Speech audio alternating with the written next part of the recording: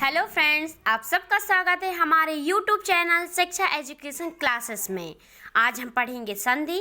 उससे पहले आप हमारे चैनल को सब्सक्राइब कीजिए, लाइक कीजिए एंड शेयर कीजिए।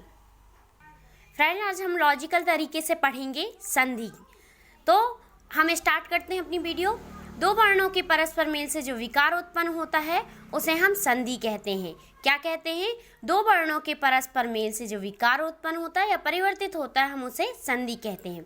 संधि कितने प्रकार की होती है? 3 प्रकार की। स्वर संधि, व्यंजन संधि, विसर्ग संधि। कितने प्रकार की? 3। स्वर संधि, व्यंजन संधि, विसर्ग संधि। चलिए फ्रेंड, हम सबसे पहले स्वर संधि के बारे में पढ़ेंगे। तो स्वर संधि क्या होती है?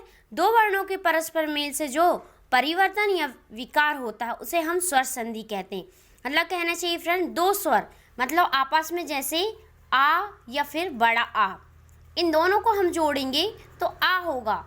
इसका मतलब स्वर और स्वर के मेल से जो विकार उत्पन्न होता है उसे हम स्वर संधि कहते हैं। जैसे विद्याधन आलय, विद्यालय, रविधन इंद्र, रविंद्र।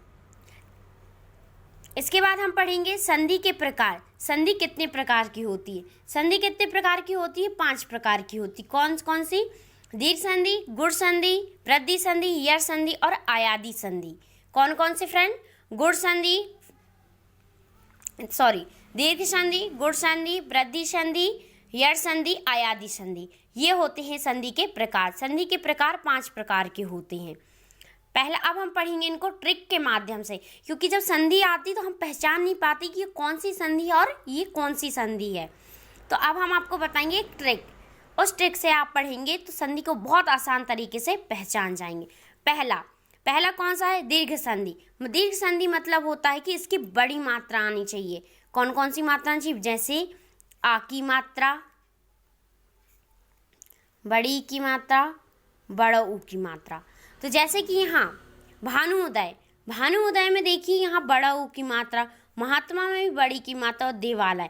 मतलब फ्रेंड, दीर्घ संधि जैसे ही आप झट से पहचान जाओ कि वर्ड क्या लिखा है क्या नहीं, लेकिन हमें ये पता होना चाहिए कि इसमें मात्रा कौन सी लगी हुई है, उसके अकॉर्डिंग हम पहचान जाएंगे। इसके बाद आता है गुण संधि। गुण संधि जिनमें केवल एक मात्रा हो, जैसे यहाँ पे दिखाई गई है उसी प्रकार से। जैसे कि महेश, नरेश, महोदय, इन सब में क्या है? ऊपर देखिए एक एक मात्रा लगी हुई है। कैसी लगी हुई है? एक मात्रा लगी हुई है। मतलब सिर्फ एक ही मात्रा होनी चाहिए, डबल नहीं होनी चाहिए। तो ये है हमारी गुण संधि का ट्रिक। इसके बाद आती है हमारी वृद्धि संधि। आप देख रहे हैं वृद्धि संधि में 2 मात्राएं होनी चाहिए। कितनी मात्राएं होनी चाहिए? 2 मात्राएं होनी चाहिए। जैसे यहाँ पे दी गई हैं, जैसे कि सदैव है, महोज है।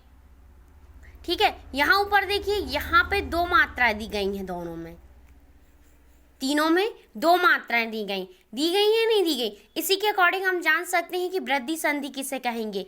मतलब जहाँ पे 2 मात्रा आएंगे हम उसे बहुत आसान तरीके से पहचान जाएंगे, ये वृद्धि संधि। इसके बाद आता है यर संधि। फ्रेंड, यर संधि को पहचानने के लिए हमें या होना चाहिए, वा होना चाहिए, रा होना चाहिए। लेकिन ये 3 वर्ड तो होने चाहिए, लेकिन उसके पहले हमें आधा शब्द होना चाहिए। क्या होना चाहिए? आधा शब्द। जैसे प्रत्येक में या है और उसके आगे क्या है? ये आधा शब्द भी है। स्वागत में वाह है, लेकिन उसके आगे क्या है? आधा शाह है। ठीक है, तो इसे हम क्या कहेंगे? यर संधि कहेंगे।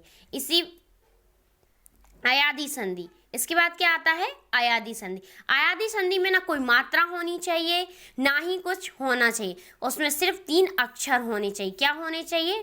3 अक्षर होने चाहिए। जैसे पावन, नयन, धावन, मतलब ये होने चाहिए। इससे हम पहचान जाएंगे कि ये आयादी संधि है। Thank you.